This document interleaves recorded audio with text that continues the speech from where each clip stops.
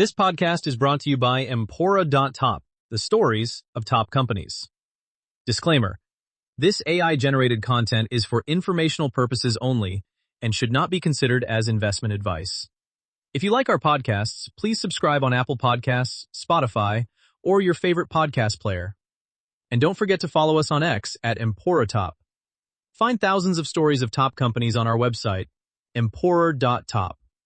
Empora.top is brought to you by HeyFin.co. Fin is a personalized junior AI research assistant for equity portfolio managers. Check it out at HeyFin.co. Yelp, the story of the original review platform. There is a verb in American English that no marketing budget could have manufactured. Yelp it. For more than 2 decades, that phrase has been shorthand for a particular kind of consumer behavior.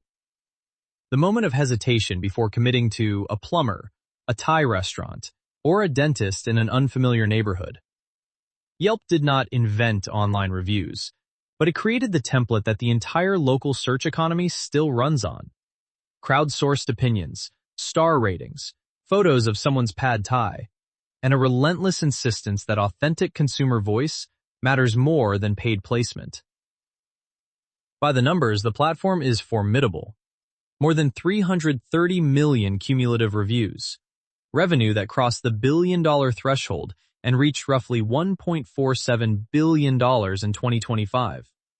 A profitable, cash-generative business with over 90% gross margins and a stock that, as of early 2026, trades at a single-digit forward price-to-earnings ratio. On the surface, it looks like a company that won. Underneath, the story is far more complicated.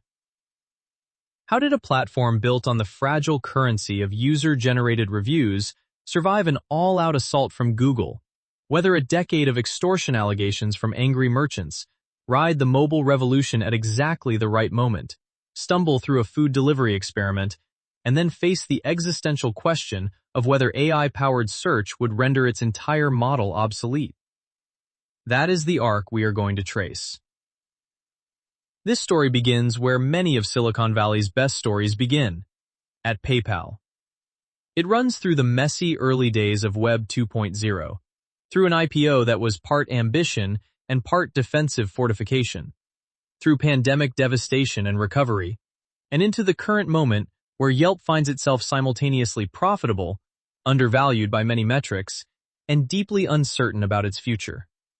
Along the way, we will examine the network effects that built its moat, the strategic decisions that widened or narrowed it, and the fundamental question every investor in platform businesses must answer.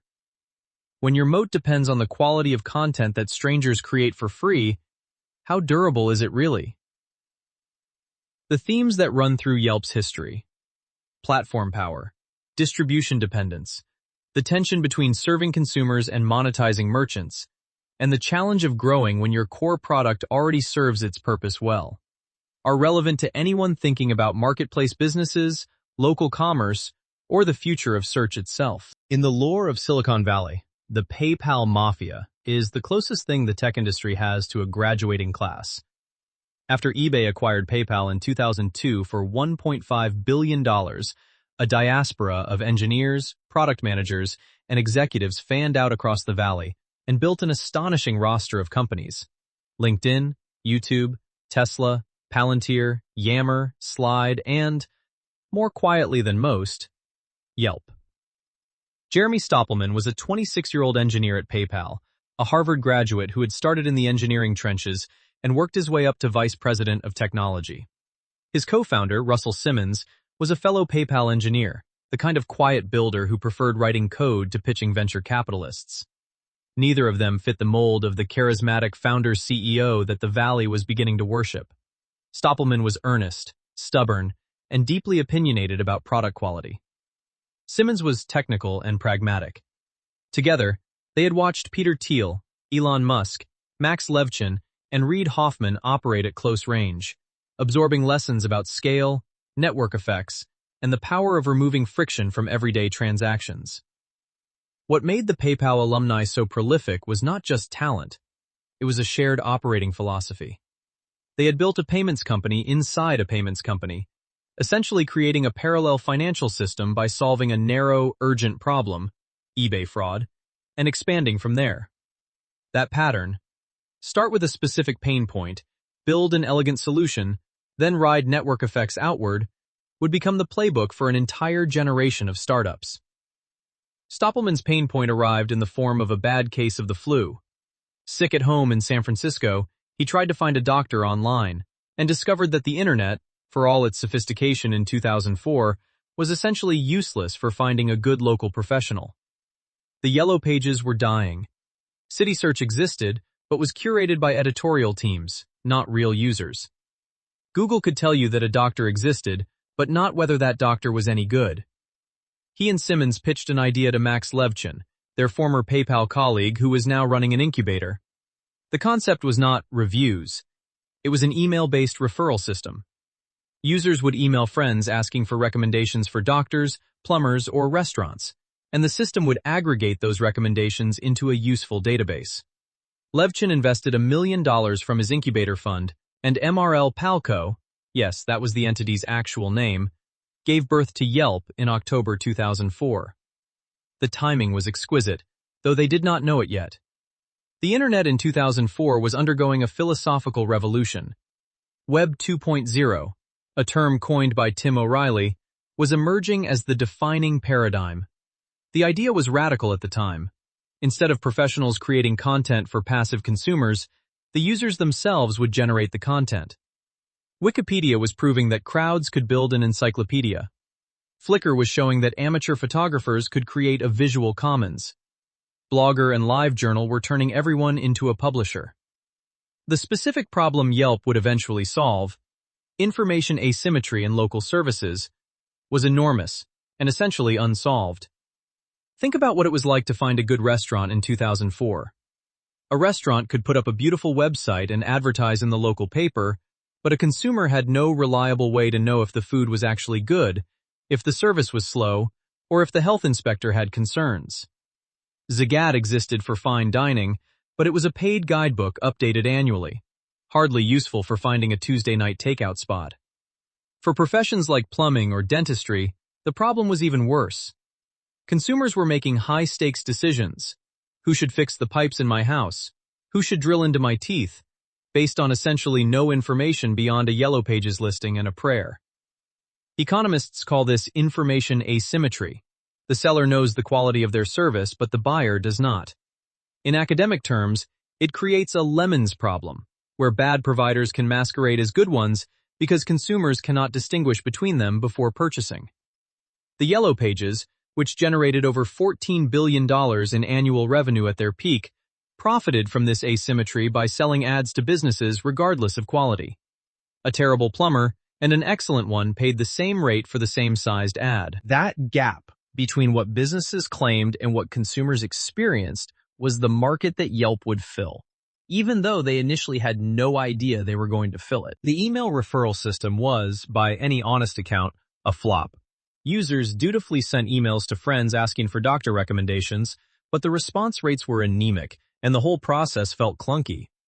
Stoppelman and Simmons watched their metrics and felt the deflation that every founder knows. The product was technically working, but nobody cared. Then something unexpected happened. Buried in a corner of the site was a feature that allowed users to write reviews unprompted. Not in response to a friend's email, but simply because they had something to say about a business they had visited.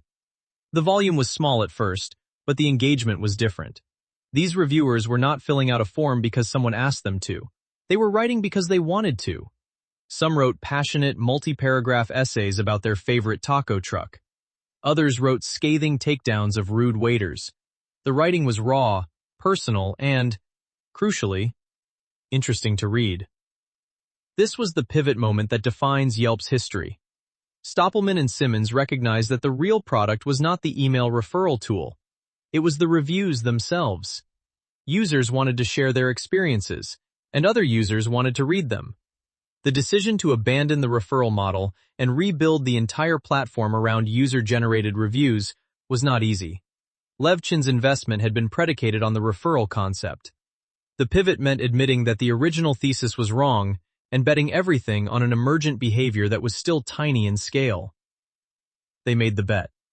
Throughout 2005 and into 2006, the team rebuilt Yelp as a review-first platform. The design decisions they made during this period would prove prescient.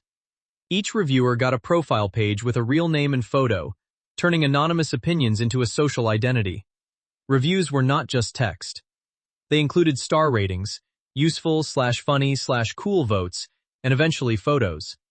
The platform encouraged personality, humor, and detail in ways that competitors like CitySearch never attempted. The geographic expansion strategy was deliberate and unglamorous. Rather than launching nationally and hoping for organic growth, Yelp expanded city by city, starting with San Francisco. Each new market required a dedicated community manager who organized events, recruited early reviewers, and built the local culture from scratch. This was expensive and slow, but it meant that when Yelp launched in a new city, it arrived with enough content to be immediately useful, a critical threshold for any user-generated content platform. The most distinctive innovation of this era was the Yelp Elite Squad. Before the tech industry had coined the term gamification, Yelp was gamifying reviews with remarkable sophistication. Elite members were prolific reviewers who earned a coveted badge on their profile, invitations to exclusive parties at local restaurants and bars, and a social status within the Yelp community that carried surprising weight.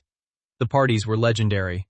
Free food, open bars, a sense of belonging to an exclusive club. Yelp spent meaningful money on these events because they solved a chicken and egg problem that kills most user-generated content platforms. How do you get enough content to attract users before you have enough users to generate content? The Elite Squad created a core of dedicated, high-quality content creators who wrote reviews not for money, but for status, community, and free drinks. It was a brilliant hack. While competitors relied on paid content teams or thin, low-quality user submissions, Yelp was building a volunteer army of passionate local experts who genuinely cared about the quality of their writing.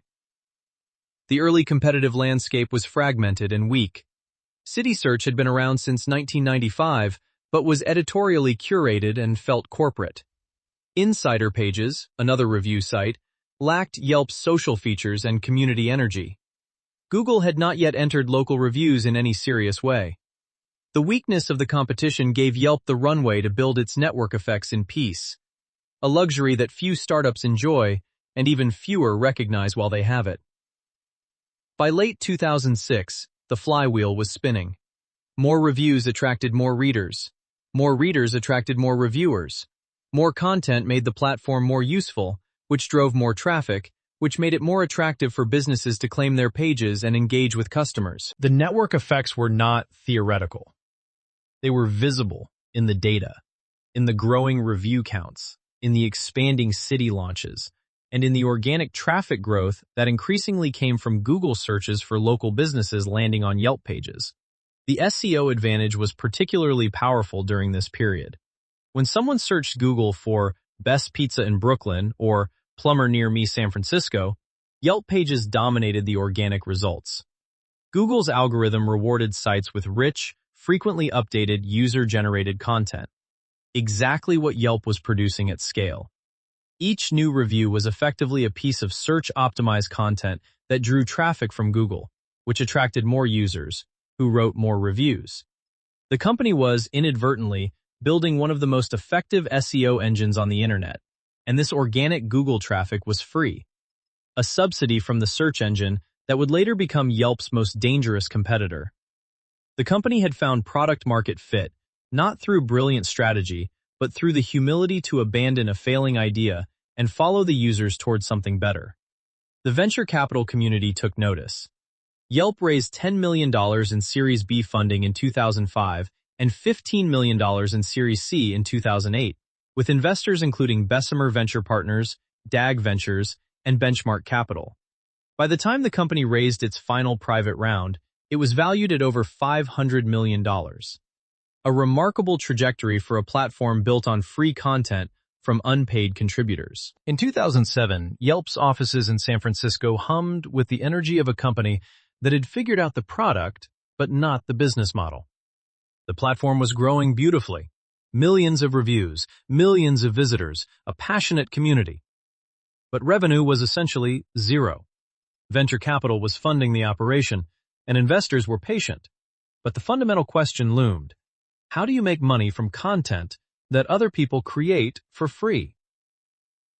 The answer Yelp arrived at was advertising, but not the kind that Google had perfected. Instead of automated, auction-based ads, Yelp built a high-touch local sales force. Think of it as the Yellow Pages model reborn for the internet. Representatives called small business owners, dentists, auto mechanics, restaurant owners, and pitched them on premium advertising packages. For a monthly fee, a business could get a sponsored listing that appeared at the top of search results, an enhanced profile page that removed competitor ads and highlighted photos, and the ability to add a call-to-action button. The model was deliberate. Google's self-serve advertising was efficient but impersonal. A small business owner had to navigate a complex interface to set up campaigns, choose keywords, and manage budgets. Many local business owners lacked the time or sophistication for that. Yelp's salespeople offered a simpler proposition. Pay us a flat monthly fee, and we handle everything. It was more expensive per dollar of advertising delivered, but the white glove service was appealing to a dentist who just wanted more patience, not a crash course in digital marketing. The sales machine worked. Revenue grew rapidly. But the model created a structural tension that would haunt Yelp for years. The salespeople were calling the same business owners who were already receiving reviews, some glowing, some devastating, from Yelp users. Imagine being a restaurant owner who has just received a scathing one-star review about cockroaches in the kitchen, and then getting a phone call from a Yelp sales representative offering to help with advertising. The timing was often terrible, and the optics were worse. This is where the extortion narrative took root. Business owners began claiming, loudly, publicly, and persistently, that Yelp was running a protection racket. The accusation was specific and damning. If you paid for advertising, Yelp would promote your positive reviews and suppress the negative ones. If you refused, Yelp would do the opposite, hiding good reviews and surfacing bad ones. Pay us, or we'll destroy your reputation, was the way merchants described it. The allegations spread like wildfire across small business communities, in newspaper columns, on social media, and eventually in courtrooms. Yelp denied the allegations categorically and consistently. The company explained that it used an automated recommendation algorithm to filter reviews, and that this algorithm sometimes removed legitimate positive reviews and occasionally left questionable negative ones. The filtering was designed to combat fake reviews, a real and growing problem. But its side effects created patterns that looked suspicious to business owners, who were already primed to distrust the platform. The investigations that followed were extensive. The Federal Trade Commission examined Yelp's practices. Multiple class action lawsuits were filed. A rigorous study by Harvard Business School professor Michael Luca and a colleague examined whether there was evidence that Yelp manipulated reviews based on advertising relationships. The Ninth Circuit Court of Appeals ruled in 2014 that even if Yelp did manipulate review visibility based on advertising, it would not constitute extortion under existing law. A ruling that infuriated merchants, but effectively ended the legal threat. The academic evidence generally supported Yelp's position. The Harvard studies found no systematic evidence that advertising status influenced which reviews were filtered. But the absence of evidence did not kill the narrative. The extortion myth persisted because it was intuitively plausible. Of course, a company that makes money from businesses and also controls those businesses' reputations would be tempted to connect the two. And because individual anecdotes were powerful, even when they did not add up to a pattern. A documentary filmmaker named Billion Dollar Bully even produced a feature-length film about the allegations in 2019, giving disgruntled business owners a platform and amplifying the narrative further. Business owners who appeared on the film described feeling helpless, their livelihoods affected by anonymous reviewers, with Yelp as the opaque intermediary that seemed to hold all the power. Whether the allegations were true in aggregate was almost beside the point. The perception had hardened into received wisdom among a significant segment of the small business community, and changing it would prove nearly impossible. The deeper issue was structural. Yelp had built a platform that served two masters with fundamentally different interests. Consumers wanted honest, unfiltered reviews. Businesses wanted to look good. When the platform filtered reviews, even for legitimate reasons like detecting fake content, it was impossible to satisfy both sides. Every filtered review was a victory for quality in the eyes of Yelp's trust team and evidence of corruption in the eyes of the affected business owner. This controversy shaped Yelp's trajectory in ways that went far beyond legal costs. It poisoned the company's relationship with a significant fraction of its potential advertising customers. It gave competitors, particularly Google, which had its own local review product, an opening to position themselves as fairer alternatives. And it created a permanent undercurrent of distrust that made Yelp's sales force less effective and its brand more complicated than it needed to be. The irony is that the trust issue may have been more damaging to Yelp's business than any competitive threat. A restaurant owner who believes, rightly or wrongly, that Yelp is manipulating reviews based on advertising spend is not just a lost customer. They are an active detractor who tells other business owners not to advertise on the platform. In a world where local business owners talk to each other at Chamber of Commerce meetings, industry conferences, and in online forums, negative word of mouth among merchants can spread just as virulently as negative reviews among consumers. The extortion narrative became, in effect, a one-star review of Yelp itself, written by its own potential customers. For investors, the extortion saga is a case study in how perception can become more powerful than reality, and how a two-sided marketplace can be undermined by the very tension between its two sides. In a conference room at Yelp's San Francisco headquarters, sometime in 2010, the executive team confronted a reality that must have felt like watching a hurricane approach on radar. Google, the company that controlled the front door to the internet, was building its own local business review product. Not as a side project, not as an experiment, as a strategic priority. Google's entry into local search had been gradual but unmistakable. Google Maps had launched in 2005. Google Places followed, giving businesses free listings with basic information. Then came Google Plus Local in 2011, which attempted to merge social networking with local business information.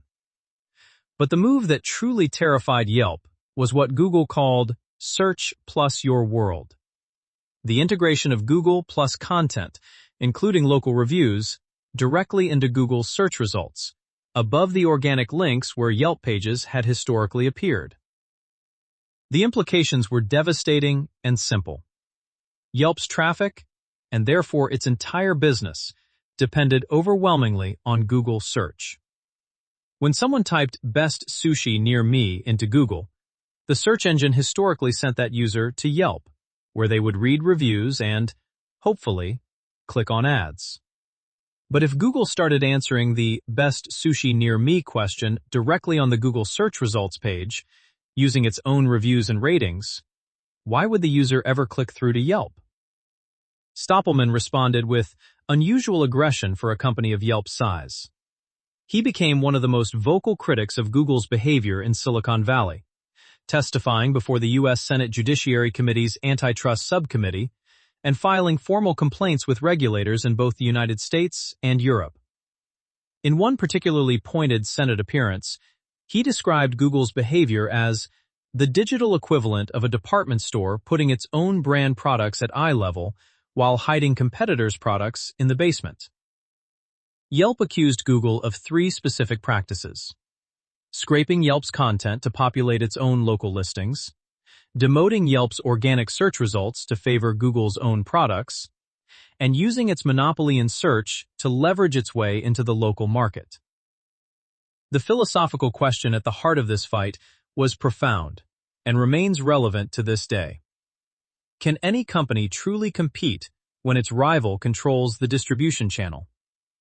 It would be like a television network trying to compete with the cable company that decided which channels appeared on the dial.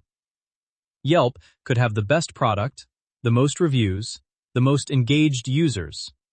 But if Google decided to show its own results first, Yelp's superiority was irrelevant. This is what Ben Thompson of Stratechery has called aggregation theory in reverse. When the aggregator itself becomes the competitor, the suppliers of content have no recourse. In Europe, regulators were receptive. The European Commission launched a formal investigation into Google's search practices that would eventually result in billions of dollars in fines.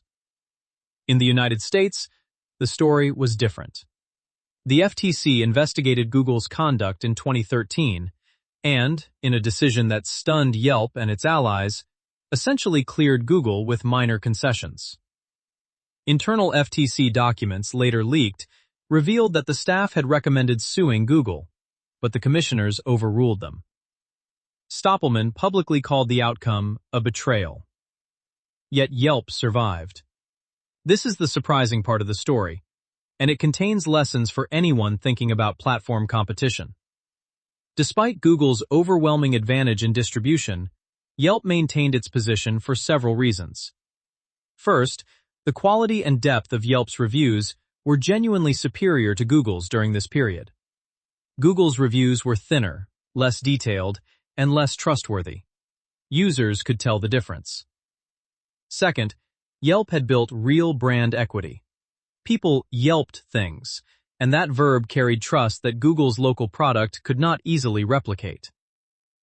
Third, and this is perhaps the most underappreciated factor, Yelp's mobile app was excellent, and the smartphone revolution was creating a new distribution channel that was not entirely controlled by Google. The IPO in March 2012 was part defense strategy, part offensive move. Going public at a valuation of roughly $1.5 billion gave Yelp the financial resources to fight Google, the visibility to press its antitrust case in public, and the currency, stock, to make acquisitions. The offering priced at $15 per share and popped 64% on its first day. A sign that public market investors, whatever their concerns about Google, believed Yelp had built something defensible. The stock would prove volatile in the years ahead, but the IPO itself accomplished its immediate purpose. It established Yelp as a permanent player in local search, not a startup that could be quietly crushed. The Google fight would continue for years, and in many ways, it continues today. But the period from 2010 to 2014 was the existential crucible. Yelp entered it as a company that might have been destroyed. It emerged as one that, while permanently constrained by Google's power, had proven it could survive as an independent entity. The question of whether survival was the same as thriving would only become clear later. In 2010, Yelp's mobile app accounted for a sliver of the company's total traffic. By 2013, more than half of all searches on Yelp happened on a smartphone. That shift, from desktop to pocket, was the single most important technological transition in Yelp's history, and the company navigated it with a speed and competence that many larger tech companies failed to match. The reason mobile mattered so intensely for local search is almost self-evident. Nobody plans a restaurant visit from their desktop at 3 p.m. and then drives there at 7 p.m. anymore. They walk down a street, feel hungry, pull out their phone, and search for something nearby. Local search is inherently a mobile activity. The query happens at the moment and location of need.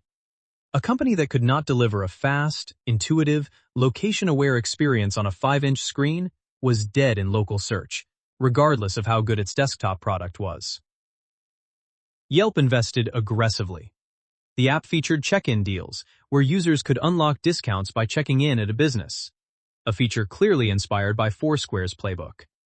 Photo uploads from phones added a visual dimension that reviews alone could not capture.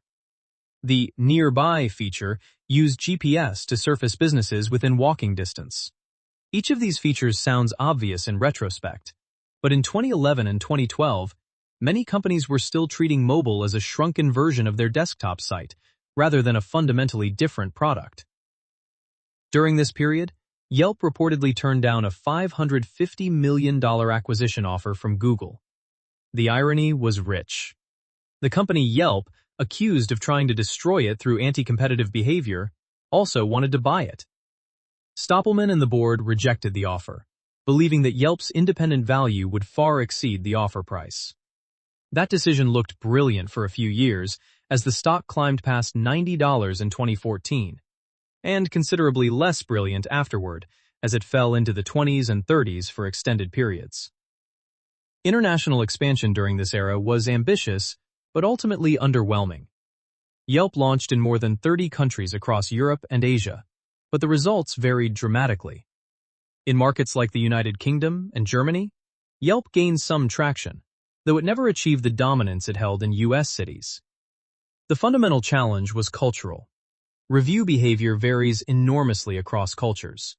Americans, with their tradition of consumer advocacy and public complaint, are unusually willing to write detailed negative reviews of businesses. In many European and Asian cultures, public criticism of a business, especially a small, family-owned one, carries social stigma that makes users reluctant to participate. Local competitors also presented challenges. TripAdvisor dominated travel and restaurant reviews in many markets. Foursquare had a loyal user base. In Asia, platforms like Dianping, now part of Meituan, in China, and Tabelog in Japan were entrenched incumbents with local expertise that Yelp could not easily replicate. The acquisition strategy during this period reflected a company searching for its next growth lever. In 2013, Yelp acquired SeatMe, a small restaurant reservation platform, for a reported $12.7 million. The logic was straightforward.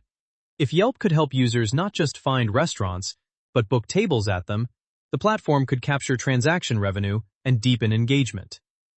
SeatMe was a small bet, but it signaled Yelp's ambition to move beyond advertising into transactions, a theme that would recur repeatedly, with mixed results. Then, in 2015, came the deal that would define Yelp's mid-decade strategy, the acquisition of Eat24, a food delivery platform, for $134 million. The delivery wars were just beginning. Grubhub was growing rapidly, DoorDash was a scrappy startup, and Uber had not yet launched Uber Eats. Yelp saw an opportunity to integrate ordering directly into its platform, turning a find a restaurant experience into a find a restaurant and order food experience. It was a logical extension of the Yelp value proposition, and the delivery market was exploding. The question was whether Yelp had the operational DNA and the capital to compete in what would prove to be the most capital-intensive subsector of consumer tech. The Eat24 acquisition looked smart on paper. For $134 million, Yelp acquired a functioning food delivery marketplace with an established user base and restaurant partnerships. Integrated into Yelp's platform, Eat24 would let users seamlessly move from reading reviews to ordering food. A vertical integration play that promised to increase engagement, add a revenue stream beyond advertising, and make Yelp stickier for both consumers and restaurants. The reality was more brutal than the strategy deck suggested. Food delivery, as the entire tech industry would learn over the following years, is a business of relentless economics. Every order requires coordination between a restaurant, a driver, and a consumer, with margins thin enough to disappear if any part of the chain operates inefficiently. Customer acquisition costs are high because consumers are promiscuous. They will use whichever app offers the best discount. And driver supply is a constant logistical challenge. Yelp was a software company with 90% plus gross margins, trying to operate a logistics business where unit economics were negative. The competition was not standing still. DoorDash, backed by billions in venture capital, was burning cash to grab market share with a ferocity that Yelp could not match. Uber launched Uber Eats in 2015, leveraging its existing driver network and brand awareness. Grubhub, the public market leader, was scaling rapidly. Against these opponents, each willing to subsidize deliveries at levels that defied conventional business logic, Yelp's $134 million acquisition budget and modest operating cash flow were inadequate. By 2017, the conclusion was inescapable. Yelp sold Eat24 to Grubhub for $287.5 million, more than double what it had paid, in a deal that was simultaneously a financial win and a strategic concession. The profit was real and welcome. Yelp's shareholders were better off by $153 million, and the company could refocus its resources on its core advertising business. But the sale also represented an admission that Yelp could not compete in transactions, that the dream of becoming a full-stack local commerce platform was beyond its reach. The strategic question that hung in the air after the Eat24 sale was uncomfortable. Should Yelp have invested more? If the company had raised additional capital, committed to losing money for longer, and fought for delivery market share, could it have emerged as a serious competitor in a market that would eventually be worth tens of billions of dollars? The counterfactual is impossible to resolve, but the question speaks to a persistent tension in Yelp's strategy between fiscal discipline and growth ambition. The company has consistently chosen profitability over aggression, and the Eat24 episode exemplified both the wisdom and the limitation of that approach. Stoppelman's continued leadership through this period is worth examining. By 2017, he had been CEO for 13 years, an extraordinarily long tenure in an industry where founders are often replaced within 5 years. His long-term presence provided strategic consistency and deep institutional knowledge, but it also meant that Yelp's identity was tightly bound to one person's vision. Unlike companies where a founder was pushed out, Twitter, Uber, or stepped aside voluntarily, Google, Yelp under Stoppelman remained committed to the same fundamental thesis, that high-quality user-generated reviews, monetized through local advertising, constituted a defensible business. The Eat24 detour was the exception. The return to core after selling it was the rule. Activist investors took notice of both the stock's underperformance and the Eat24 proceeds.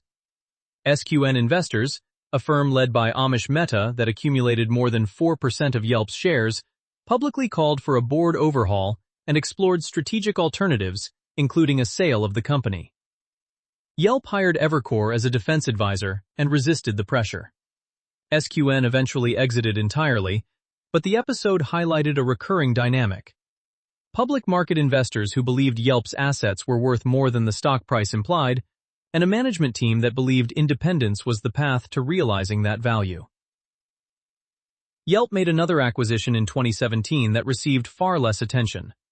NoWait, a restaurant waitlist management platform. Like SeatMe before it, NoWait represented Yelp's attempt to embed itself more deeply in the restaurant experience. Not through delivery, but through the operational infrastructure of dining. The acquisition was small in dollar terms, but significant as a signal that Yelp had not given up on transactions.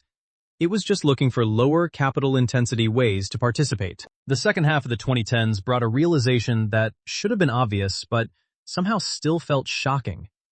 Every major technology company wanted a piece of local search, and each one had advantages that Yelp could not match. Amazon launched Amazon Local, a deals service, and briefly partnered with Yelp on restaurant delivery. More importantly, Amazon's expanding ecosystem, Prime, Alexa, Amazon Home Services, encroached on Yelp's territory by offering consumers ways to find and book local services without ever thinking about reviews. When a homeowner could say, "Alexa, find me a plumber," and get a booked appointment through Amazon Home Services, the entire Yelp discovery to decision pipeline was bypassed. Amazon's approach was fundamentally different from Yelp's. Instead of helping consumers research and choose, Amazon aimed to eliminate the research step entirely by pre-vetting providers and guaranteeing the transaction. For consumers who valued convenience over choice, this was compelling. Facebook's threat was subtler but equally dangerous. The social network had the world's most comprehensive social graph. It knew who your friends were and where they had eaten. Facebook pages gave every local business a free presence on the platform. When Facebook added review functionality and local business search features, it offered something Yelp could not: recommendations from people you actually knew, embedded in a platform you were already using for hours each day. Apple Maps, which launched disastrously in 2012, improved steadily and began integrating review content from multiple sources.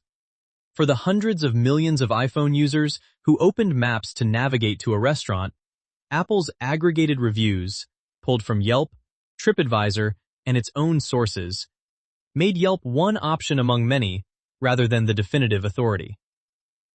Perhaps the most culturally significant threat came from Instagram and later, TikTok. These visual-first platforms transformed how younger consumers discovered local businesses. A 22-year-old in 2019 was more likely to find a new restaurant through an Instagram food photo or a TikTok video than by searching Yelp.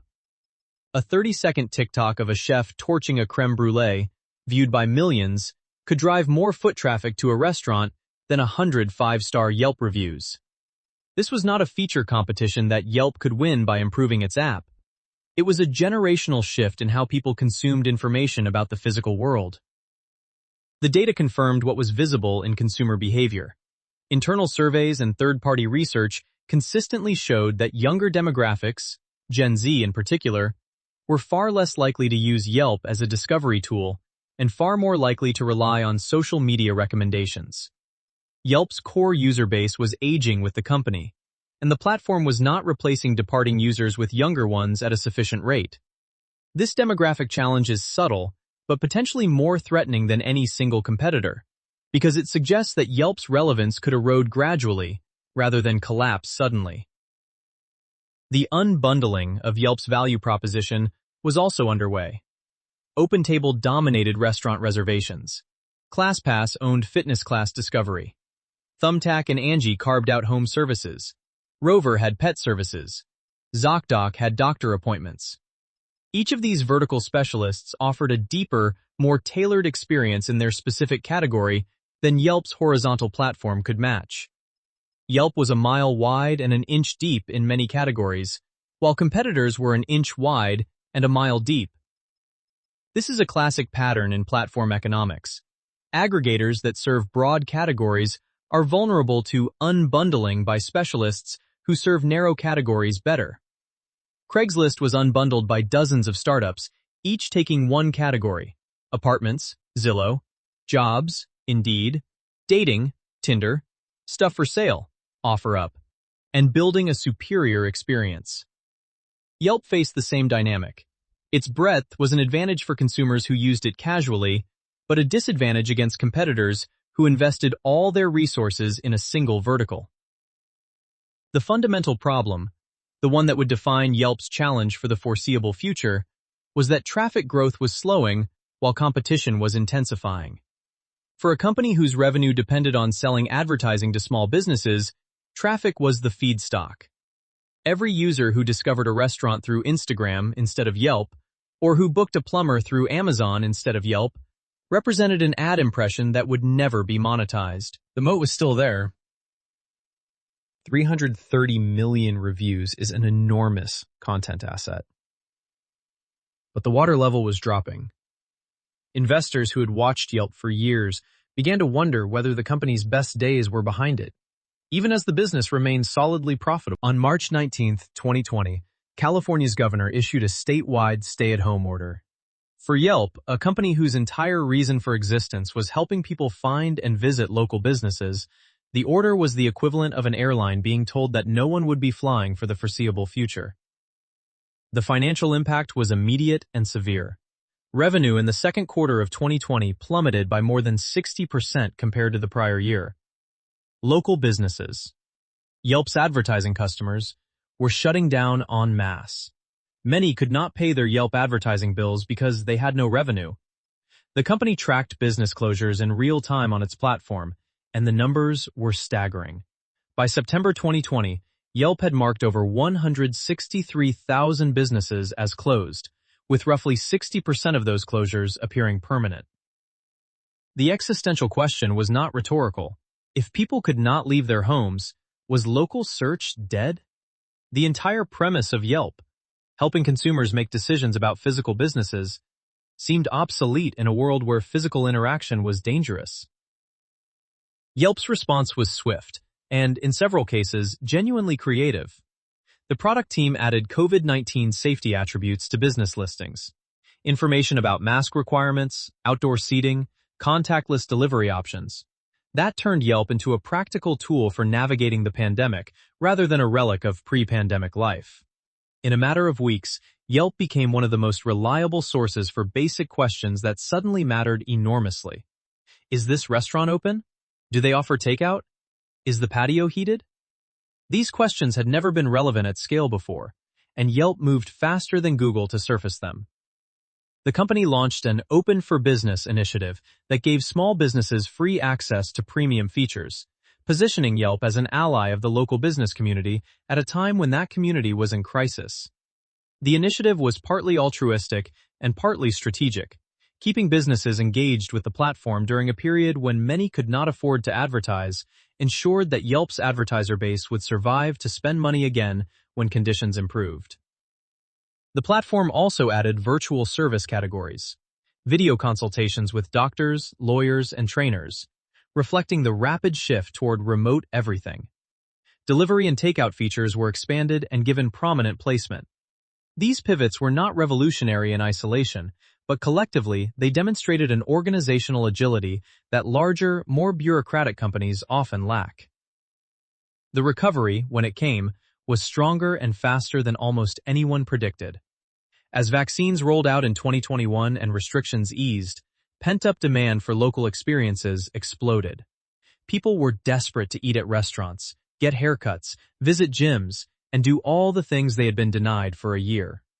Yelp was the platform they turned to for rediscovering their neighborhoods, and revenue rebounded sharply.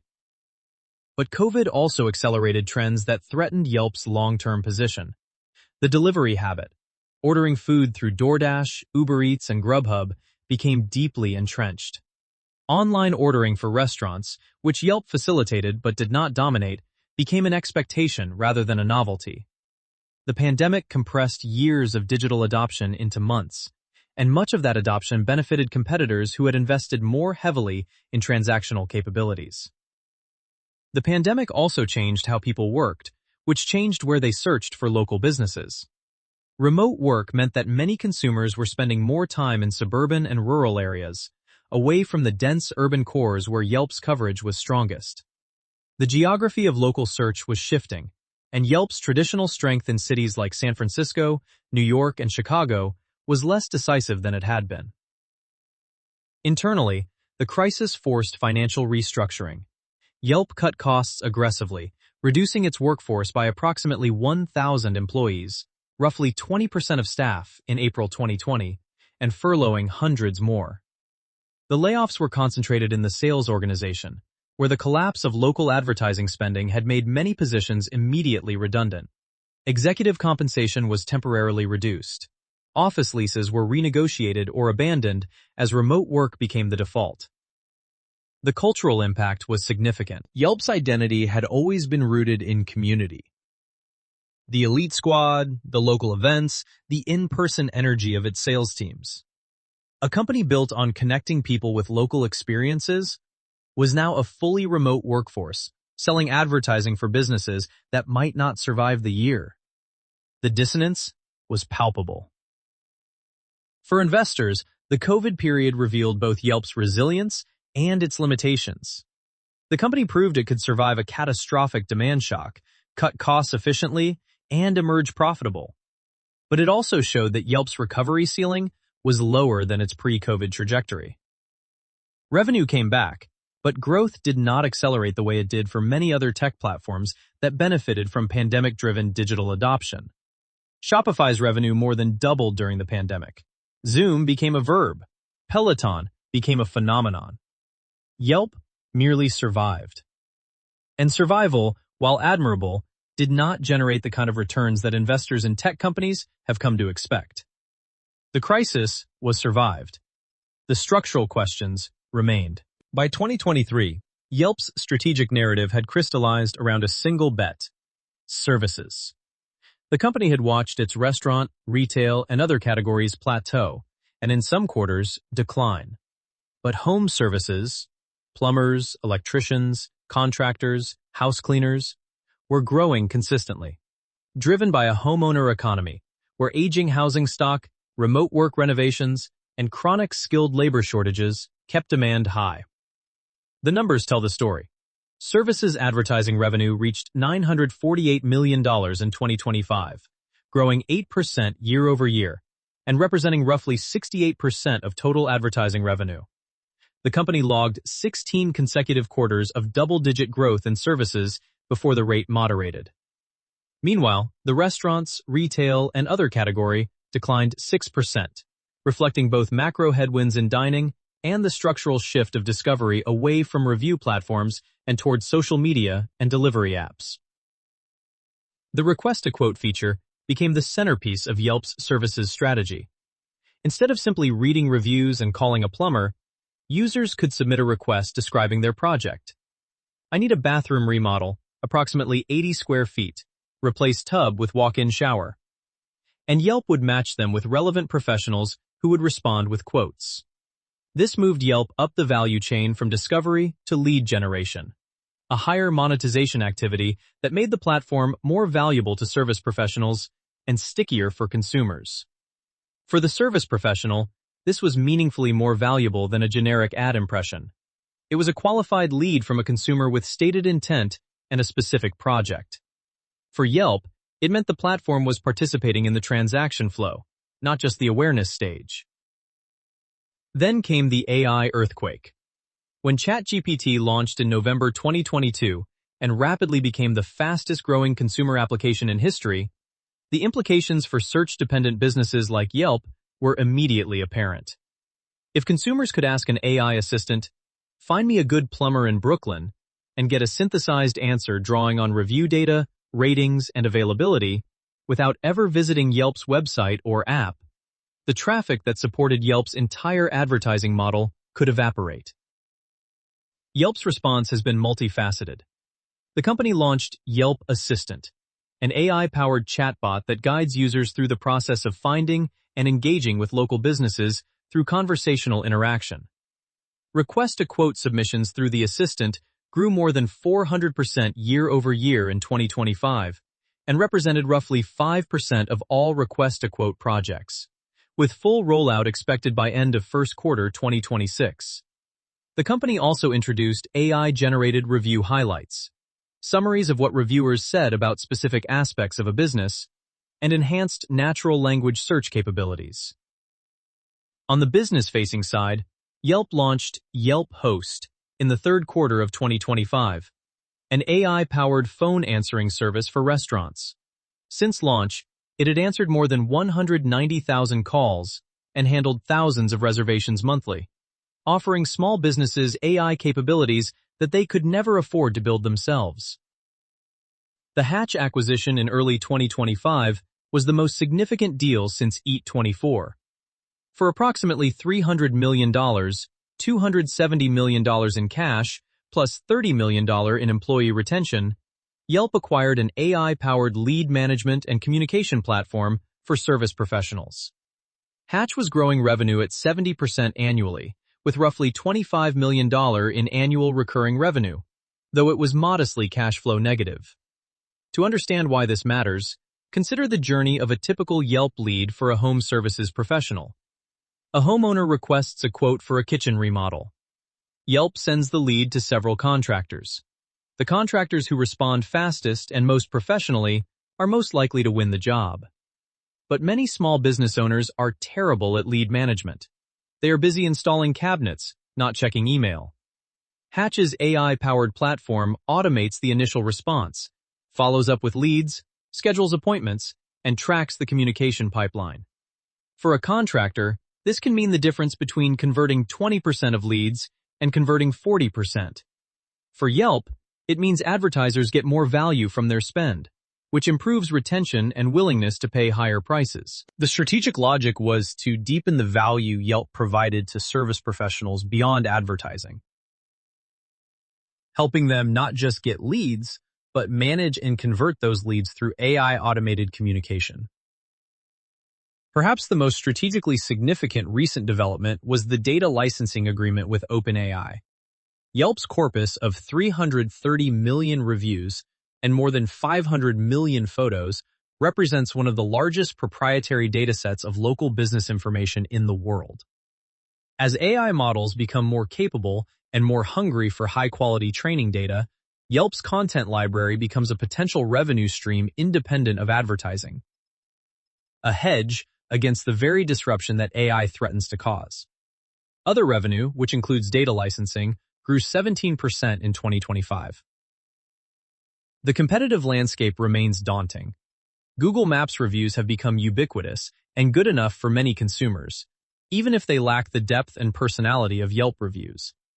TikTok has emerged as a discovery platform for younger demographics who may never develop the Yelp habit. Instagram continues to be a visual-first alternative for restaurant and retail discovery. Full year 2025 results showed a company that was profitable but decelerating. Revenue of $1.465 billion grew just 3.7%. Net income of $145.6 million represented a healthy 9.9% margin. The company generated significant free cash flow and returned $292 million to shareholders through buybacks, reducing the share count by roughly 10%. The stock, however, told a different story. Trading near $24, well below its 52-week high of $41, reflecting investor concerns about the slowing growth trajectory and the uncertain AI landscape. Management's guidance for 2026 did little to ease those concerns. Revenue is expected to be roughly flat at $1.455 to $1.475 billion, while adjusted EBITDA is guided to $310 to $330 million, meaningfully below 2025's $369 million, as the company invests more heavily in AI capabilities. Stoppelman has framed this as a deliberate trade, investing today in the AI transformation to ensure Yelp remains relevant tomorrow. The question investors face is whether this investment will pay off or whether Yelp is spending to stay in a race it cannot win. The stock trades at roughly 10.6 times trailing earnings and 6.6 times enterprise value to EBITDA, valuations that suggest the market has modest expectations. If Yelp's AI investments reignite growth, the stock is cheap. If they merely slow the decline, it is a value trap. The contrast with how other companies have navigated similar transitions is instructive. When Netflix faced the streaming revolution, it cannibalized its own DVD business and invested aggressively in content, accepting years of negative free cash flow to build a new competitive position. Yelp's approach has been more conservative, investing in AI while maintaining profitability and returning cash to shareholders. Whether this conservatism reflects prudent stewardship or insufficient ambition depends on whether you believe the AI transition is an incremental evolution or a wholesale disruption of how consumers find local businesses. Yelp's business model is, at its core, deceptively simple. Aggregate free content created by users, attract consumers to that content, and then sell advertising to the businesses that those consumers are searching for. The execution of this model, however, involves layers of complexity that determine whether the economics work. Revenue is overwhelmingly advertising-based. In 2025, advertising accounted for roughly $1.39 billion of $1.47 billion in total revenue, about 95%. The remaining 5% comes from other revenue, subscriptions, data licensing agreements like the OpenAI deal, and residual transaction fees. The advertising itself splits into two categories: services, 68% of ad revenue and growing, and restaurants, retail, and other, 32% and declining. To understand what this means in practice, a local plumber might pay Yelp several $100s per month for a premium advertising package. That package puts the plumber's listing above organic results when consumers search for plumbers in their area, removes competitor ads from their business page, and adds features like a call-to-action button and verified license badges. The plumber stays because the leads convert into paying jobs. If the plumber calculates that Yelp advertising generates more revenue than it costs, which Yelp's sales team works hard to demonstrate through analytics dashboards, the plumber keeps paying. If not, they churn. The sales model is high-touch and expensive. Yelp employs a large local sales force, roughly 2,500 salespeople at peak, though the number has been reduced through efficiency improvements and automation, that calls small business owners, explains the value proposition, and closes deals for monthly advertising packages. This model produces strong revenue per account, but carries high customer acquisition costs and inherent scalability limitations. A software company's dream is zero marginal cost distribution. Yelp's sales model requires hiring and training humans to convince other humans to spend money, one phone call at a time. The company has worked to automate more of the sales process, self-serve advertising products, online onboarding, but the high-touch model remains dominant, particularly for larger accounts. The gross margin, however, is extraordinary, consistently above 90%, because the cost of goods sold for a platform that hosts user-generated content is essentially just server costs. The company does not pay for the reviews that constitute its product. This is the magic and the vulnerability of user-generated content platforms. The content is free, but you have no control over its quality, quantity, or continued production. Operating margins have improved significantly as the company has matured. From the low single digits in the early 2010s, operating margins reached 12.6% in 2025, with adjusted EBITDA margins around 25%. The improvement reflects both revenue growth and cost discipline. The workforce reductions during COVID, office consolidations, and efficiency improvements in the sales organization. One of the most revealing metrics is revenue per paying advertising location. Despite total paying locations declining 3% in 2025 to 496,000, total revenue grew because each location was spending more. The company has been shifting its advertiser mix toward larger, multi-location businesses that spend more per account and churn less frequently. This is a classic maturation pattern. As the easy small business customers are exhausted, the company moves upmarket toward higher value accounts. The risk is that this shift has natural limits. There are only so many large multi-location service businesses, and that the declining number of paying locations signals a shrinking addressable customer base rather than a strategic upgrade.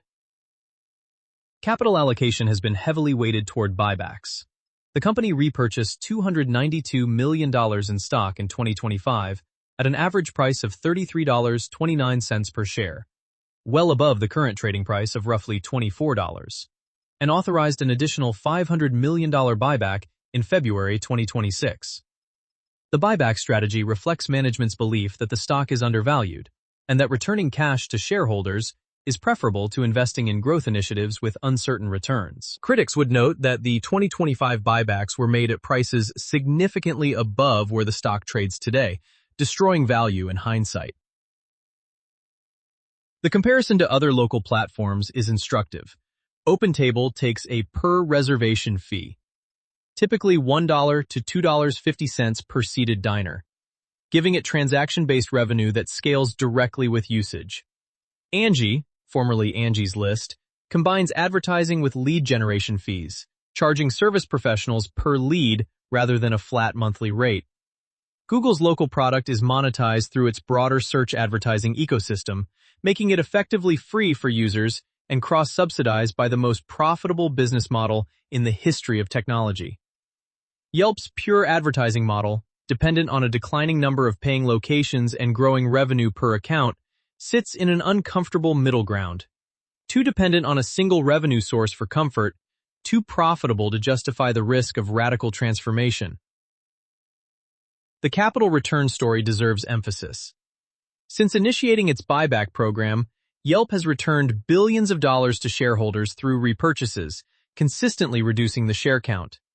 In 2025 alone, the company spent $292 million buying back stock, roughly 20% of its current market capitalization, at an average price of $33.29. The share count fell from roughly 75 million to 67 million, a 10% reduction in a single year. This aggressive buyback has propped up earnings per share growth even as absolute earnings growth has moderated. Whether this represents savvy capital allocation or a company with no better use for its cash is a question each investor must answer for themselves. Yelp's two-decade journey offers a collection of strategic lessons that transcend the specifics of local search and apply to platform businesses broadly.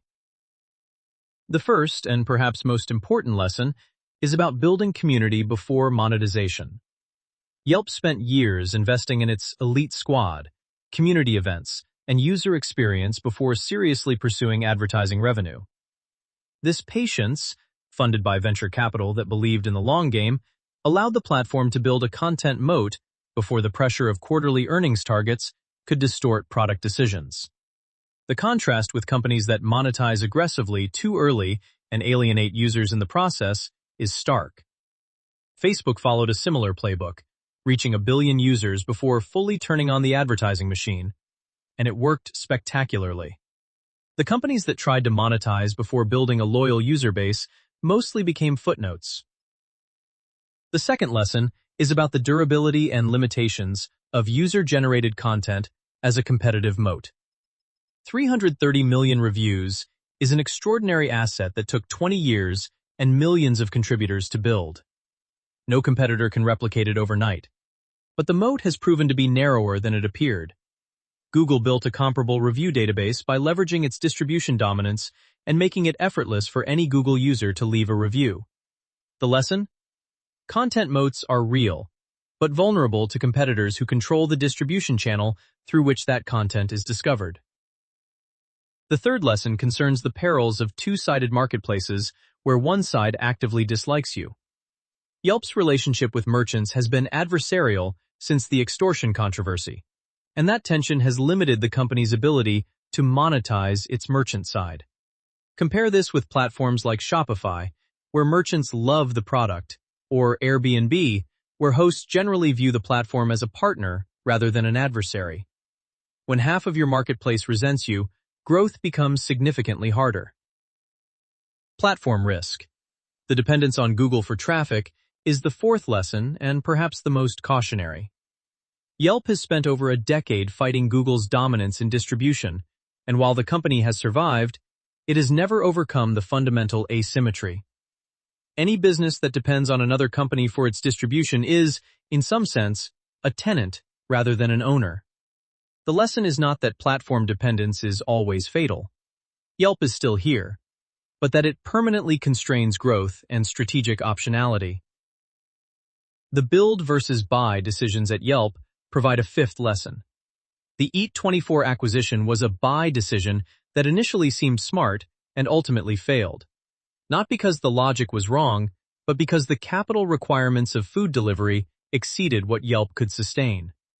The Hatch acquisition in 2025 represents a more measured approach, buying capability in AI-powered lead management that deepens the existing business rather than expanding into an entirely new one. The lesson: acquisitions that extend your core are safer than acquisitions that diversify you into capital-intensive adjacencies. The mobile timing lesson is perhaps underappreciated. Yelp's aggressive investment in mobile in 2011 and 2012, before many companies had taken mobile seriously, gave it a critical distribution channel that was not controlled by Google. The Yelp app, downloaded directly by users, represented direct consumer access that Google could not gate. Companies that were late to mobile in local search, and there were many, never caught up. Stoppelman's long tenure as CEO illustrates both the advantages and risks of founder-led companies. The advantages are consistency of vision, deep institutional knowledge, and willingness to make long-term bets that a hired CEO might not. The risks are strategic calcification, insufficient challenge to established thinking, and the possibility that the skills required to build a company are different from those required to reinvent it. Whether Stoppelman's continued leadership is an asset or a liability is a question that the next few years will answer. The importance of vertical integration in local deserves its own reflection. Yelp's attempts to move deeper into specific verticals, restaurant reservations with SeatMe, food delivery with Eat24, waitlist management with NoWait, all followed the same pattern: logical strategic rationale, reasonable acquisition price, and ultimately insufficient scale to compete with purpose-built vertical players. The lesson is that horizontal platforms face an inherent disadvantage against vertical specialists, because the specialist can optimize every aspect of its product for one specific use case, while the horizontal player must spread its resources across many. OpenTable built an entire business around restaurant reservations. Yelp tried to add reservations as a feature. The feature could never match the product. Finally, Yelp teaches a lesson about what happens when network effects plateau. Network effects are powerful during the growth phase. More reviews attract more users, which attract more reviews. But once the platform reaches a certain scale, the incremental value of additional reviews diminishes. The 330 millionth review is less valuable than the 330th. When the flywheel slows, the company must find new sources of growth, and Yelp's struggles to expand beyond its core into delivery, transactions, and international markets show how difficult that transition can be. The power of brand in a world of algorithmic distribution also bears consideration. Yelpit is a rare and valuable brand asset. But brand alone cannot overcome distribution disadvantages when the distribution is controlled by a competitor. Google decides what users see first when they search. If Google chooses to show its own results, Yelp's brand only matters to the subset of users who bypass Google entirely and go to Yelp directly. That subset is real and valuable, but it is not growing. The competitive dynamics surrounding Yelp become clearer through Michael Porter's framework, which reveals a business facing pressure from nearly every direction. For a company that pioneered its category, the forces arrayed against it are unusually formidable, and understanding them is essential for anyone evaluating whether Yelp's current valuation reflects fair value or opportunity. The threat of new entrants into local business reviews is theoretically low. Building a database of 330 million reviews is a massive undertaking, but practically high because the entrants are not startups. They are Google, Apple, Facebook, and TikTok. These companies do not need to build review databases from scratch. They can leverage their existing user bases to generate review content as a feature within their broader platforms. Google Maps reviews, which benefit from the billion-plus users of Google's ecosystem, have reached a scale and quality that make them a viable alternative to Yelp for most consumers. The barrier to entry is high for startups but irrelevant for tech giants. The bargaining power of suppliers. In Yelp's case, the users who create reviews is a nuanced consideration. Individually, no single reviewer has any leverage over Yelp. Collectively, however, reviewers can multi-home by posting reviews on Google, TripAdvisor, and other platforms simultaneously, which erodes Yelp's content exclusivity. The shift of younger demographics toward visual platforms like Instagram and TikTok for local discovery suggests that the next generation of reviewers may never contribute to Yelp at all, creating a long-term content supply risk. Buyers. The small businesses that purchase advertising have limited individual bargaining power. A single dentist or plumber cannot meaningfully pressure Yelp on pricing. But collectively, merchants have demonstrated their power through organized resistance, negative publicity about the extortion allegations, and ultimately, by declining to advertise. The declining number of paying advertising locations, which fell to 496,000 in 2025, suggests that buyer resistance is a real constraint on growth. Large multi-location businesses have more leverage, and Yelp's strategic shift toward these accounts reflects the platform's need to serve buyers with greater bargaining power. The threat of substitutes is the most severe force acting on Yelp. Substitutes are everywhere. Google Maps for reviews, Instagram for visual discovery, TikTok for viral recommendations, DoorDash for restaurant ordering, Thumbtack for home services, and increasingly, AI chatbots for synthesized local information. Each substitute addresses a portion of Yelp's value proposition, and collectively, they offer consumers a fragmented but comprehensive alternative. The fundamental question is whether Yelp's integrated experience, reviews, photos, quotes, booking, is more valuable than the sum of these specialized alternatives. Competitive rivalry is intense and asymmetric. Yelp competes against companies with R&D budgets, user bases, and distribution advantages that dwarf its own. Google's parent company Alphabet spent more than $45 billion on R&D in 2024. Yelp spent roughly $400 million on total operating expenses in the same year. The rivalry is not between equals. It is between a specialist and several generalists who happen to have orders of magnitude more resources. That Yelp has survived this rivalry for over a decade is a testament to its product quality and brand. That the stock trades at a fraction of its historical highs suggests the market believes survival is not the same as victory. Hamilton-Helmer's 7 Powers framework provides a more granular assessment of Yelp's strategic position, examining the specific sources of competitive advantage that allow a company to sustain superior returns. For Yelp, the picture is one of eroding advantages across nearly every dimension. Scale economies exist, but are moderate. Yelp's fixed costs, engineering, product development, corporate overhead, are spread over a large user and review base, giving it cost advantages over smaller competitors. But the platform does not exhibit the extreme scale economics of pure software businesses, like Microsoft Office or Google Search, because the local sales force introduces variable costs that scale with the number of advertising customers. Each new advertising customer requires human effort to acquire and retain. This is a fundamental constraint.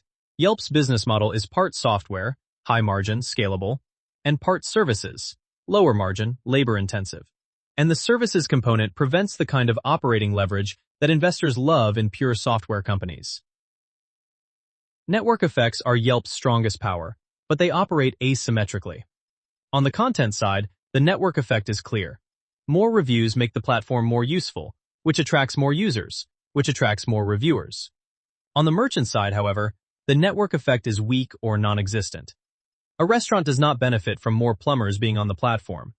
This one-sided network effect is weaker than the two-sided network effects enjoyed by platforms like Airbnb, where more hosts attract more guests and vice versa.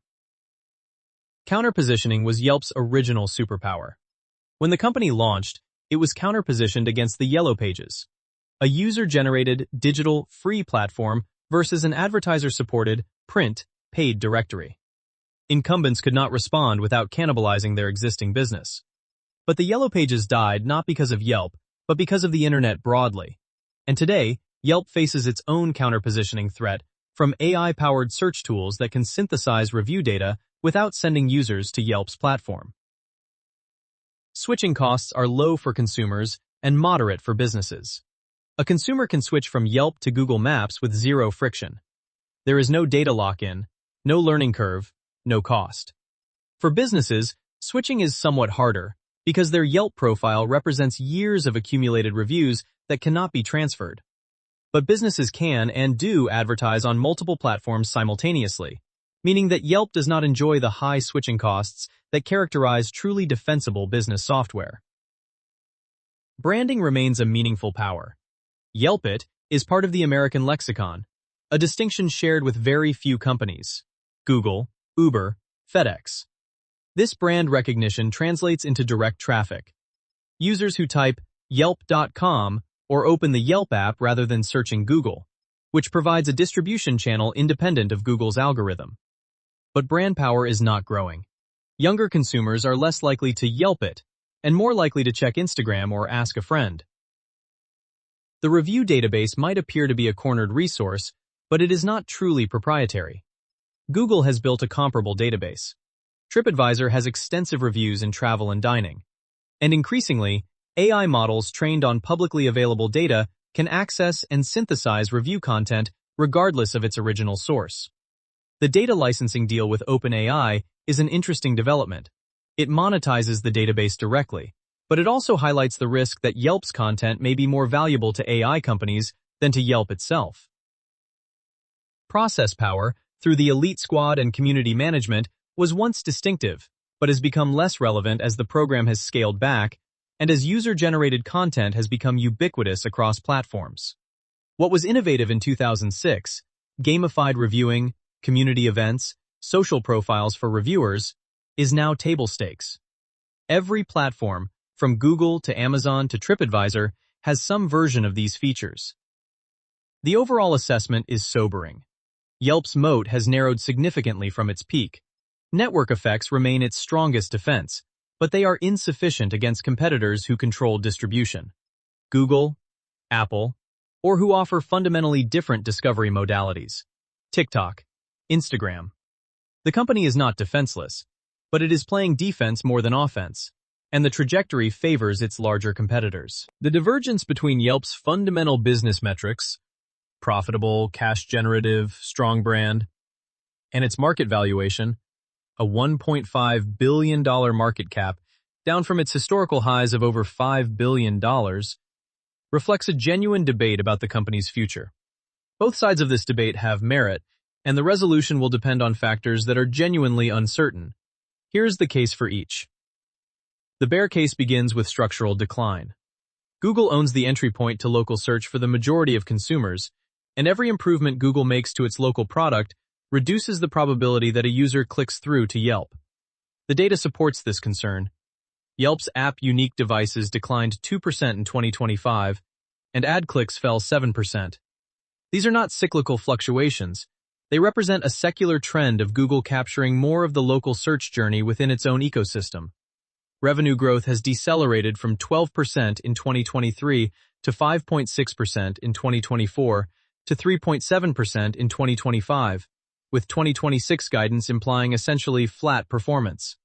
That trajectory, not the absolute level, is what concerns bears most. Social media compounds the threat. Instagram and TikTok have become the primary discovery platforms for restaurants, bars, and retail among consumers under 30. This is not a feature Yelp can replicate. It reflects a generational preference for visual, video-first content over text-based reviews. As this cohort ages into peak local spending years, Yelp's user base will age with them unless the platform can attract younger users, and there is limited evidence that it can. The AI threat is the most existential of all. Large language models can synthesize thousands of reviews into a concise recommendation in seconds. If a consumer can ask ChatGPT, "What's the best Italian restaurant in the West Village?" and get a thoughtful, personalized answer, the incentive to open Yelp and scroll through reviews diminishes dramatically. The OpenAI data licensing deal provides revenue, but also enables the very disruption that threatens Yelp's core model. A genuinely uncomfortable paradox. On the business side, bears point to failed expansion attempts, delivery, transactions, international, as evidence that Yelp cannot grow beyond its core. Paying advertising locations are declining, falling 3% in 2025. The company cannot compete with big tech R&D budgets. Alphabet alone spent more than 30 times Yelp's entire revenue on R&D in 2024 and has limited pricing power with small business customers who view advertising as a discretionary expense. The historical trading multiples tell their own story. Yelp's stock peaked above $90 in 2014, and a decade later trades in the mid-20s, a decline of roughly 75% that reflects the market's diminishing confidence in the company's growth prospects. The bull case starts with durability. Yelp has been declared dead or dying multiple times, when Google entered local, when social media rose, when the pandemic hit, and it has survived every time. The brand remains strong. Yelp it is still a verb, a piece of cultural shorthand that no amount of advertising could create artificially. The review database is the most comprehensive collection of local business feedback in the United States, and it took 20 years and millions of voluntary contributors to build. No competitor, no matter how well funded, can replicate that history overnight. The financial profile is compelling. The stock trades at roughly 10.6 times trailing earnings, 6.6 times enterprise value to EBITDA, and offers a free cash flow yield north of 16%. The company sits on $319 million in cash with minimal debt, has a current ratio of nearly 3.0, and generates enough cash to fund both AI investments and aggressive share repurchases. The $500 million buyback authorization announced in February 2026 alone represents more than a third of the company's current market capitalization. If the business merely stabilizes at current levels, the mathematical effect of shrinking the share count at current prices could be significant for per-share value. The services category is genuinely growing and represents a large addressable market. Home services,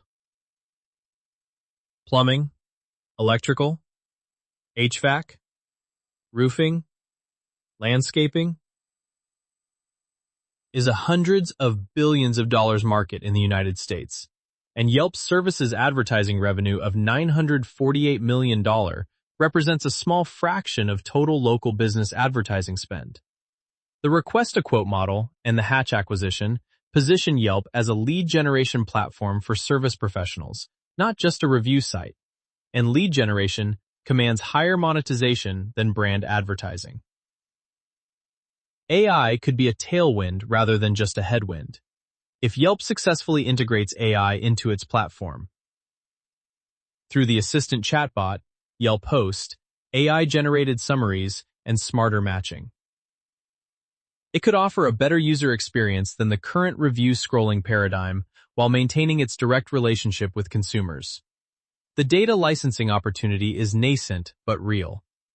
Yelp's 330 million reviews and 500 million photos are exactly the kind of high-quality, domain-specific data that AI companies need and are willing to pay for. The M&A optionality is worth noting.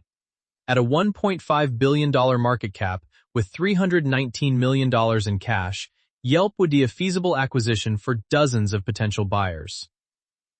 Google, if regulators allowed it, Amazon, Apple, a private equity firm, or even a strategic buyer like Booking Holdings.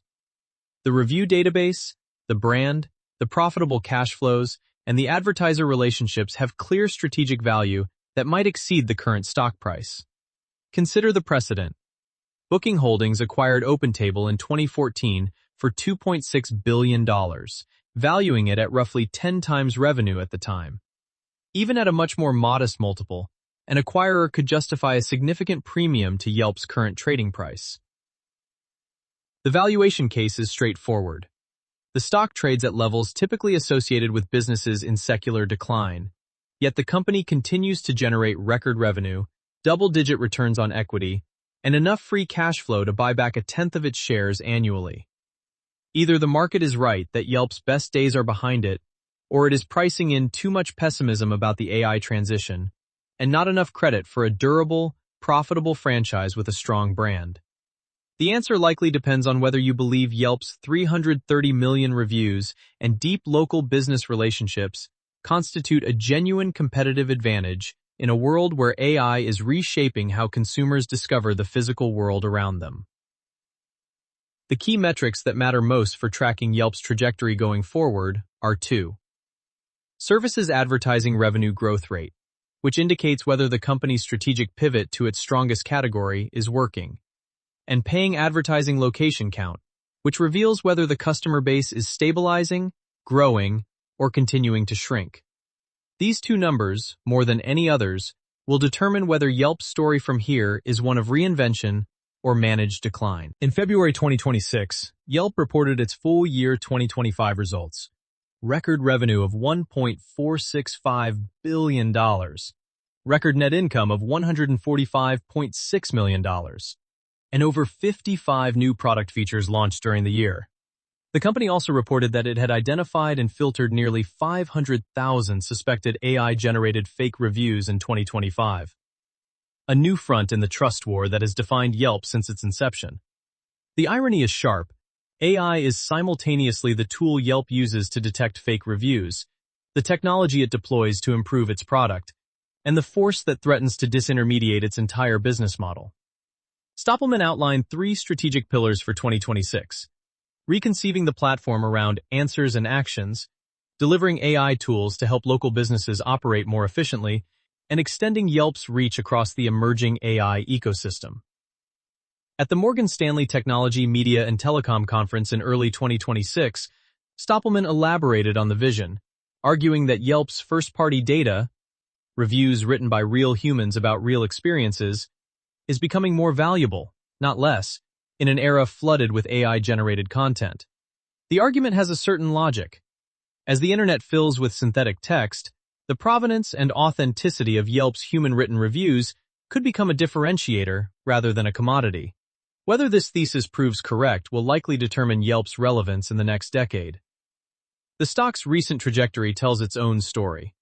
From a 52-week high of $41.22, shares have fallen to roughly $24, a decline of more than 40%, driven by slowing revenue growth and the market's anxiety about AI disruption to search-dependent businesses. The new $500 million buyback authorization, if fully executed at current prices, would retire roughly a third of the outstanding shares. Management is clearly signaling that it believes the stock is undervalued. Whether the market agrees will depend on whether the company can demonstrate that its AI investments translate into re-accelerated growth. The acquisition question lingers. At current valuations, Yelp is financially digestible for any major tech company or large private equity firm. The regulatory environment, however, complicates the most obvious acquirer. Google, whose history of antitrust conflict with Yelp would make such a deal politically and legally fraught. A private equity buyer could take the company private, cut costs further, and harvest cash flows. But that would likely mean reduced investment in AI and product development at the worst possible time.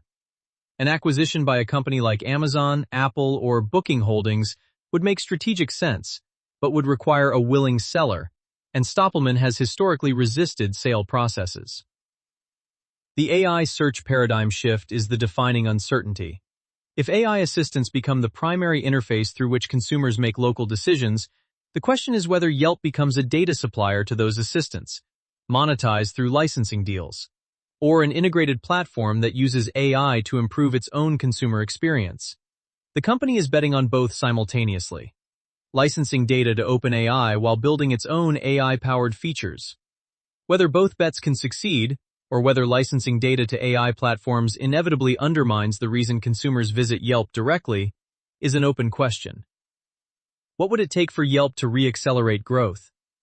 The honest answer is that the company would need to crack one of the problems it has failed to solve for a decade.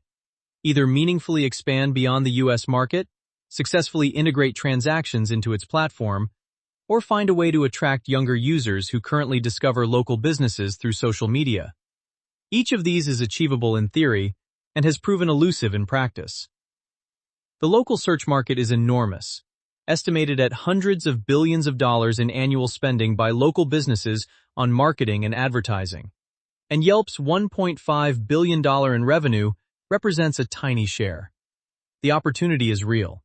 The question is whether Yelp, with its specific history, capabilities, and constraints, is the company that can capture more of it. The services pivot is the most promising avenue. The home services market alone represents over $600 billion in annual spending in the United States, and digital penetration remains relatively low compared to categories like travel or retail. If Yelp can establish itself as the definitive platform for connecting homeowners with service professionals, the way Booking.com became definitive for hotels, the growth opportunity is substantial. But if is doing a lot of work in that sentence. The same opportunity attracts Google, Amazon, Angie, Thumbtack, and a host of venture-backed startups, each with their own theory of how to win in local services. Yelp's advantage is its brand, its review database, and its installed base of service professionals. Its disadvantage is its size, relative to competitors who can outspend it on marketing, technology, and subsidies by orders of magnitude. There is also the leadership succession question. Stoppelman has led Yelp for over 21 years, making him one of the longest-tenured founder CEOs in public technology. His recent stock sales, while modest in absolute terms, have been noted by market observers. At some point, whether through his own choice, board action, or acquisition, Yelp will have a different leader. Whether that transition brings fresh strategic thinking or destabilizes a company that has been shaped by one person's vision for 2 decades is unknowable, but worth considering. Yelp's story is, in the end, a story about pioneering a category and then watching as the world caught up. The company invented the modern local review experience. It built a community of passionate contributors. It survived Google's onslaught, the extortion allegations, a pandemic, and the rise of social media as a discovery tool. It remains profitable, well-capitalized, and strategically coherent under founder leadership that has endured for more than 2 decades. But pioneering a category and dominating it are different things. Yelp proved that user-generated reviews could transform local commerce. It did not prove that the company that created the model would be the one to own it at scale. The review platform that a flu-stricken PayPal engineer dreamed up in 2004 still exists, still works, and still helps millions of people make decisions about the physical world around them. Whether that is enough, whether being good, profitable, and relevant is sufficient in a world where competitors are enormous, AI is transforming search, and younger consumers discover the world through video rather than text, is the question that defines Yelp's next chapter. The biggest surprises in the Yelp story are worth cataloging. The company survived an all-out assault from Google, the most powerful company on the internet. It could not crack transactions despite multiple attempts, and it stayed independent for more than 2 decades, resisting acquisition offers and activist pressure alike. Those surprises, taken together, paint a portrait of a company that is tougher than it looks, more limited than it wishes, and more interesting than its stock price suggests. Top 10 long-form links and books. 1. The Airbnb Story by Lee Gallagher. For comparison on how a different two-sided marketplace built trust, managed regulatory challenges, and scaled a platform business. 2. Harvard Business Review, Marketing Malpractice, The Cause and the Cure, by Clayton Christensen. On targeting jobs to be done, the framework that explains why Yelp won the review job, but struggled with adjacent ones. 3. Yelp S1 Filing, 2012. The Original IPO Prospectus, essential reading for understanding the business model as it was conceived before public market pressures reshaped priorities. 4. Platform Revolution, by Jeffrey Parker, Marshall Van Alstyne, Sangeet Paul Chowdhury. The definitive academic treatment of network effects, with frameworks directly applicable to Yelp's competitive position. 5. FTC investigation documents on Google/Yelp, 2013. Primary sources on the antitrust questions that defined a decade of Yelp's strategic posture. 6. Michael Luca's Harvard Business School research. Multiple rigorous papers on Yelp's impact on restaurant revenue, review manipulation dynamics, and the economics of online reputation. 7. The Cold Start Problem, by Andrew Chen. The network effects playbook that explains both how Yelp solved the cold start problem with its elite squad and why that solution has become less effective over time. 8. Yelp's Annual Reports, 2015 to 2025. Track the strategic pivots from delivery to services, the financial restructuring during COVID, and the emerging AI strategy across a decade of filings. 9. Benedict Evans's Essays on Local Search and Aggregation Theory. Strategic frameworks for understanding why aggregators like Yelp are powerful in theory, but vulnerable to distribution gatekeepers in practice. 10. Blitzscaling, by Reid Hoffman. PayPal Mafia context, scaling strategies, and the philosophy of prioritizing speed over efficiency that informed Yelp's early growth, but not its later conservatism. This podcast is brought to you by Empor.top, the stories of top companies. Disclaimer: this AI-generated content is for informational purposes only and should not be considered as investment advice. If you like our podcasts, please subscribe on Apple Podcasts, Spotify, or your favorite podcast player. And don't forget to follow us on X at Empor.top. Find thousands of stories of top companies on our website, Empor.top. Empor.top is brought to you by HeyFin.co. Fin is a personalized junior AI research assistant for equity portfolio managers. Check it out at HeyFin.co.